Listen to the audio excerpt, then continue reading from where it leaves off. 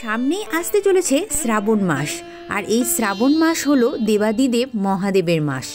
নমস্কার বন্ধুরা, আমি সায়নী, তোমাদের সবাইকে স্বাগত জানাই লিভিং উইথ সায়নী পরিবারে। বন্ধুরা, শ্রাবণ মাসে মহাদেবের বহু ভক্তরাই মহাদেবকে তুষ্ট করার জন্য সোমবারের ব্রত পালন করেন। আবার অনেক ভক্তরাই এই শ্রাবণ মাসের প্রথম সোমবার থেকে শুরু করেন 16 সোমবারের ব্রত। সাধারণত মনে কোনো বিশেষ ইচ্ছা নিয়ে ভক্তরা এই ব্রত শুরু করেন এবং বিশ্বাস করা হয় যে বাবা আশুতোষ ভক্তের ডাকে তুষ্ট হয়ে তার মনোবাঞ্ছা পূর্ণ করেন।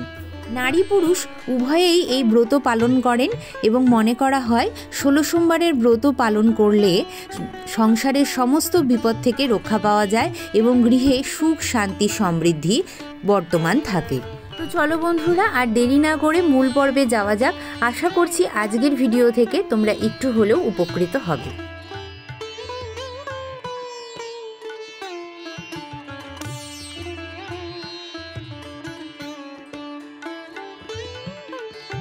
এই ব্রত শ্রাবণ মাসের প্রথম সোমবার থেকে শুরু করতে হয়। স্নান সেরে শুদ্ধ বস্ত্রে ঠাকুর মন্দিরে এসে এখানে আমি প্রথমেই আচমন করে নিচ্ছি। হাতে নিচ্ছি গঙ্গা জল, বলছি তদ্বিষ্ণু পরমং পদম সদা পশ্যন্তি সুরয় দিবিব চক্ষুরাতম ওম বিষ্ণু ওম বিষ্ণু ওম বিষ্ণু। এরপর হাতে আবারও একটু গঙ্গা জল নিয়ে আমি এখানে বিষ্ণু স্মরণ করে নিচ্ছি। বলছি অপবিত্র পবিত্র বা সর্বাবস্থাঙ্গত পিবা যৎ স্বরেত পুণ্ডরীকাক্ষ সবাহ্য অভ্যন্তর সূচি নম সূচি নম সূচি নম সূচি। দেবাদিদেব যেহেতু আদিযোগী, তাই তার বসার আসন অবশ্যই সাদা রঙের কোনো কাপড় দিয়ে প্রস্তুত করবে বন্ধুরা, আর আসনটিকে অবশ্যই উত্তর দিকে মুখ করে বসাবে। এরপর আমরা এই আসনটিকে শুদ্ধিকরণ করে নেব। তার জন্য একটু গঙ্গা জল ছিটিয়ে নিচ্ছি। কিছুটা সাদা ফুল দিয়ে আমি আসনটিকে সুসজ্জিত করে নিয়েছি। একটু আগেই যেমনটা বললাম বন্ধুরা, যে এই ব্রত সবসময় শুরু করতে হয় শ্রাবণ মাসের প্রথম সোমবার থেকে এবং টানা এক নাগাড়ে পরপর 16টি সোমবারে এই ব্রত রাখতে হয়। এই পূজা তোমরা মন্দিরে যেও করতে পারো অথবা গৃহেও এই পূজা সম্পন্ন করতে পারো। পূজাবিধি শুরু করার আগে আমি এখানে অগ্নিদেবকে আবাহন করে নিলাম। একটি তেলের প্রদীপ প্রজ্বলিত করছি। তোমরা চাইলে এখানে ঘিয়ের প্রদীপও প্রজ্বলিত করতে পারো, আর 2টি চন্দনের গন্ধযুক্ত ধূপকাঠি আমি এখানে প্রজ্বলিত করে নিয়েছি। দেবাদিদেবের স্নানাভিষেক করাবো, তার জন্য এখানে দেখো একটি তামার পাত্রে আমি প্রথমেই এখানে ওম চিহ্নটি অঙ্কন করে নিচ্ছি। বন্ধুরা, 16 সোমবারের পুজো সবসময় দুপুর 2:30টার সময় করতে হয়।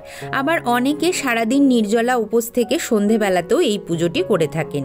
যারা দুপুর 2:30টার সময় তোমরা পুজো করছো, তারা 2:30টার সময় বাবাকে মাথায় জল ঢেলে তোমরা দুধ, সাবু, ফল, মিষ্টান্ন গ্রহণ করতে পারো এবং সন্ধেবেলায় বাবার মাথায় আবারও একটু জল ঢেলে তাকে সুন্দর করে সন্ধ্যা আরতি করে তারপরে কিন্তু তোমরা ব্রতভঙ্গ করতে পারো। প্রথমেই আমি বাবার কাছ থেকে এখানে অনুমতি নিয়ে নিচ্ছি তাকে স্নান পাত্রে বসানোর জন্য এবং তার স্নানের বিধি শুরু করার জন্য। 16 সোমবার করতে যেয়ে আমার কোনো মা বোনের যদি বাধা পড়ে, তাহলে তোমরা সেই সোমবারটাতে নিরামিষ ভক্ষণ করবে এবং পরে আর একটি সোমবার বেশি করে করে বা অতিরিক্ত করে তোমরা 16 সোমবারের ব্রতটি সম্পন্ন করবে। যাই হোক, পুজোর উপকরণে আবার ফেরা যাক। এখানে দেখো আমি পঞ্চামৃতের জন্য সমস্ত উপকরণগুলি এক জায়গায় করে নিচ্ছি। আমার প্রত্যেকজন বন্ধুই পঞ্চামৃত করতে অবশ্যই জানো, তবুও যেহেতু আমি তোমাদেরকে আজকে পূজাবিধিটি দেখাচ্ছি, তাই পঞ্চামৃতটি তৈরি করে দেখানো আমার কর্তব্যের মধ্যে পড়ে। এখানে আমি দধি, দুগ্ধ, ঘৃত, মধু এবং শর্করা নিয়ে নিয়েছি। একটি পাত্রের মধ্যে আমি সেটা সাজিয়ে নিচ্ছি। যারা তোমরা মন্দিরে যে এই পূজাটি সম্পন্ন করবে, তারা অবশ্যই এই পূজার যে সামগ্রী আছে, অর্থাৎ যে পঞ্চামৃতর যে সামগ্রীগুলো আছে, সেগুলো একসাথে মিশিয়ে নেবে। আর কেউ যদি বাড়িতে আলাদা আলাদাভাবে বাবাকে অভিষেক করতে চাও, সেটাও কিন্তু তোমরা করতে পারো। আর এখানে দেখো বন্ধুরা, আমি গঙ্গা জলের মধ্যে একটু কর্পূর মিশিয়ে নিচ্ছি। তোমরাও অবশ্যই গঙ্গা জলের মধ্যে বাবাকে কর্পূর মিশিয়ে অভিষেক করবে। এতে যদি কারো আর্থিক কষ্ট থাকে না, সেটা দূরীভূত হয়ে যায় খুব তাড়াতাড়ি বাবার আশীর্বাদে। ওম নমঃ শিবায়, ওম নমঃ শিবায়, ওম নমঃ শিবায়, এই জাপটি করতে করতে আমি শিবলিঙ্গতে অভিষেক করছি। বন্ধুরা, এমনিতে তো শিব ঠাকুরের অনেক মন্ত্র আছে, কিন্তু আমার এই জাপটি করতেই বেশি ভালো লাগে, তাই আমি এই জাপটি করে থাকি। তোমাদের যদি কারোর এরকম হয়ে থাকে যে কোনো কাজ অনেক দিন ধরে হব করছে কিন্তু হচ্ছে না, অর্থাৎ বাধা পড়ছে বিভিন্ন রকমের, তাহলে তোমরা এই সময় কিন্তু মহামৃত্যুঞ্জয় জাপও করতে পারো। বা কারোর যদি এরকম থাকে যে কোনো দুরারোগ্য ব্যাধিতে ভুগছো, তারাও কিন্তু মহামৃত্যুঞ্জয় জাপ করতে করতে বাবার লিঙ্গতে অভিষেক করতে পারো।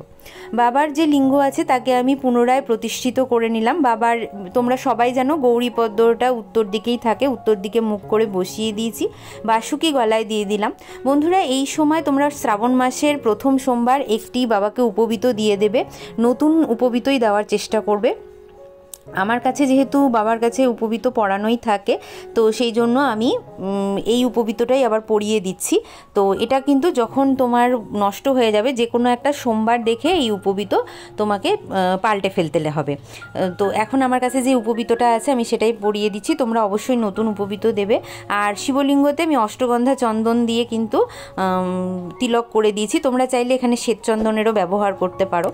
শিব পুজোর কিছু বিশেষ ফুল লেগে থাকে, এটা আমরা সকলেই জানি। এখানে দেখো আমি একটু আকন্দ ফুলের মালা নিয়েছি।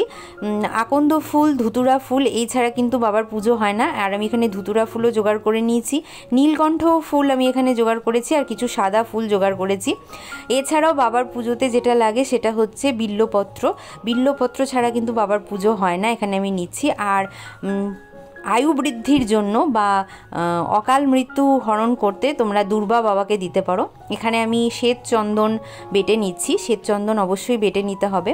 এবার তোমাদেরকে বলি উপবাসের কথা। তোমরা যারা নির্জলা থাকতে পারছো তারা তো নির্জলা থাকবেই, যারা নির্জলা থাকতে পারছো না তারা শরবত, চা এটুকুন খেতে পারো, খেয়ে বাবার শ্রাবণ মাসের সোমবার 16 সোমবারের ব্রত করতে পারো। 2:30-র সময় যারা পুজো দিচ্ছ, 2:30-র সময় পুজো দেওয়ার পরে দুধ, সাবু, ফল, মিষ্টি গ্রহণ করতে পারো। আর যারা একদম সন্ধে অবধি থাকবে তারা সন্ধে অবধি নির্জলা উপবাস বা যাই বলো, চা শরবত যাই খেয়ে থাকো না কেন, সেটা খেয়ে থেকে তারপরে তোমরা বাবার পুজো করে তারপরে ফল, মিষ্টি, দুধ, সাবু এই সমস্ত কিছু গ্রহণ করতে পারো। অনেকে আছে 16 সোমবারের ব্রততে এক সিদ্ধ আতপ চালের ভাত খান, আবার অনেকে আছে নুনের জিনিস কেউ গ্রহণ করেন না। তো যারা নুনের জিনিস গ্রহণ করেন না তারা দুধ, সাবু, ফল, মিষ্টি এই সমস্ত কিছু খেয়ে থাকবে। তবে আমার বাড়িতে এটা নিয়ম আছে যে সারাদিন আমরা উপবাস করে থাকার পরে 2:30-র সময় পুজো দিয়ে আমরা দুধ, সাবু, ফল, মিষ্টি গ্রহণ করি এবং সন্ধেবেলায় সন্ধে আরতির পর আমরা রাতের বেলায় আতপ চালের এক সিদ্ধ ভাত আমরা খেয়ে থাকি। এখানে ওম নমঃ শিবায় জাপ করতে করতে আমি বিল্লপত্র নিবেদন করছি। বিল্লপত্রের খসখসের দিকটা মাথার উপরে থাকবে, আর পাতলা দিকটা যেটা মানে মসৃণ দিক সেটা শিবলিঙ্গতে তোমরা ওম নমঃ শিবায় বলে নিবেদন করবে। আর বিল্লপত্রের যে বোটাটা থাকে সেটাকে কেটে দেবে, কেন বিল্লপত্রের বোটাতে পাপ বাস করে। তো এখানে দেখো আমি ওম নমঃ শিবায় জাপ করতে করতে বাবার পুজো করে নিচ্ছি, সমস্ত ফুল দিয়ে দিয়েছি। আর এখানে এখন ওম নমঃ শিবায় জাপ করতে করতে একটি সুন্দর আকন্দের মালা আমি তাকে পরিয়ে নিলাম।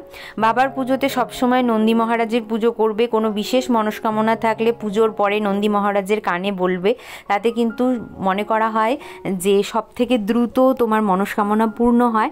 নন্দী মহারাজকে বাবা এটা আশীর্বাদ করেছিলেন যে তোমার কানে যে ভক্ত এসে সবার প্রথমে তার মনস্কামনা জানাবে, তার মনস্কামনা আমি সর্ব অগ্রে পূরণ করে দেব। তো এটাই হচ্ছে কথা। আর তারপরে আমি নন্দী মহারাজ আর ত্রিশূলেরও পুজো করে নিলাম। বন্ধু, এখানে আমি দীর্ঘায়ু কামনায় দুর্বা নিবেদন করছি, আর এরপরে আমি সিদ্ধিপাতা নিবেদন করব। তোমরা অনেকেই বলো যে সিদ্ধিপাতা যদি না পাই তাহলে কি করবে, সিদ্ধিপাতা না পেলে না দেবে না।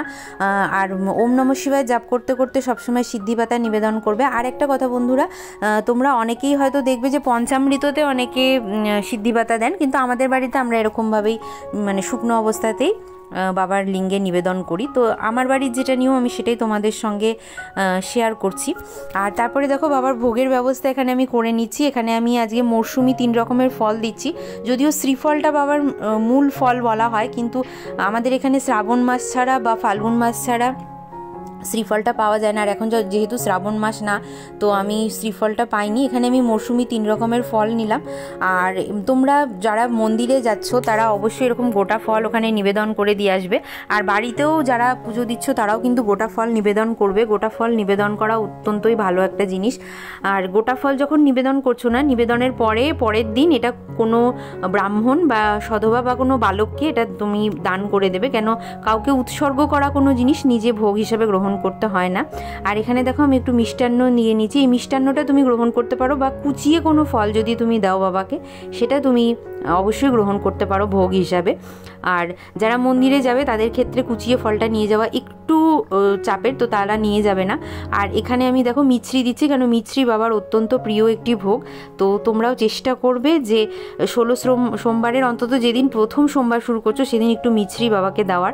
বাদ বাকি তোমাদের সামর্থ্যে যেরকম যা মনে হবে সেইভাবে তোমরা বাবাকে কিন্তু ভোগ নিবেদন করবে। এখানে আমি পানীয় জল নিবেদন করছি।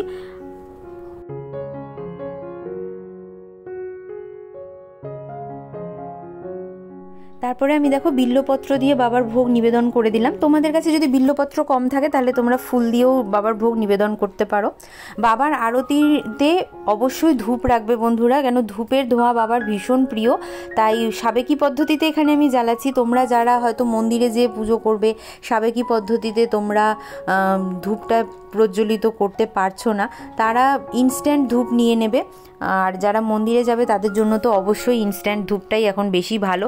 যদিও এখন মন্দিরের ভিতরে কোনো রকমই ধূপকাঠি প্রজ্বলিত করতে দেওয়া হয় না, তবুও বাইরে রেখে আসবে। এই যে দেখো, এটা হচ্ছে ইনস্ট্যান্ট ধূপ। এইগুলো 10-12 টাকার মধ্যেই তোমরা পেয়ে যাবে। তো এটা একটা নিয়ে নিতে পারো তোমরা মার্কেট থেকে, যে কোনো দশকর্ম ভাণ্ডারেই পেয়ে যাবে। আর বাবাকে কর্পূরের আরতি করতে হয়। তো চলো এখন আমরা আরতিটা শুরু করি, আর তোমরাও দেখতে থাকো।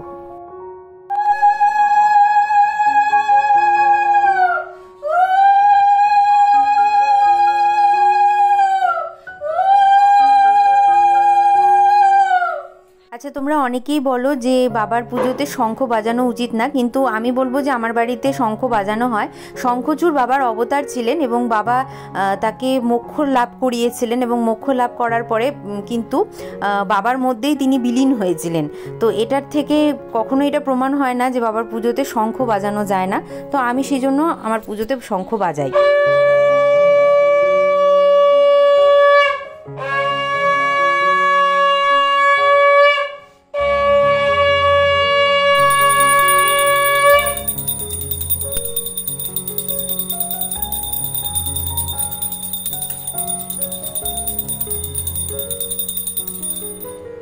বন্ধুরা, এবার বলবো 16 সোমবার উদযাপনের নিয়ম। 16 সোমবার পূর্ণ হওয়ার পর বা তোমার মনস্কামনা পূর্ণ হওয়ার পরে তুমি একদিন মানে একটি সোমবারে এই ঠিক একইভাবে শিব ঠাকুরের পুজো বাড়িতে করে নেবে।